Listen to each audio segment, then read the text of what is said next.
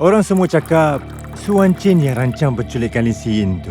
Sampai polis pun kena tipu sekali. Saya tahu dia tanggung salah untuk awak. Tapi nanti kalau benda yang sebenar terbongkar, Apa saya nak cuma Lin Si Ying hilang je? Semuanya untuk masa depan kita. kita?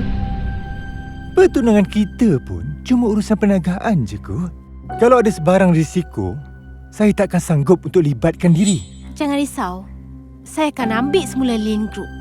Encik Yan, kenapa jemput kami berdua ke sini hari ni?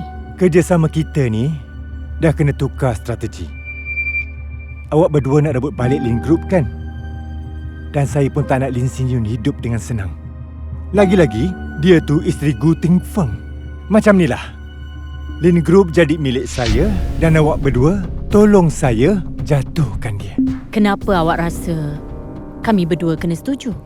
Selagi awak bekerjasama, bila saya dapat Lin Group nanti, saya akan buka satu syarikat yang baru. Yue akan jadi pengarah eksekutif pertama syarikat tu.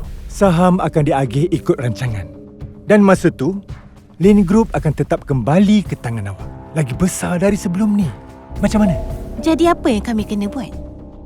Senang je. Awak tolak satu projek palsu.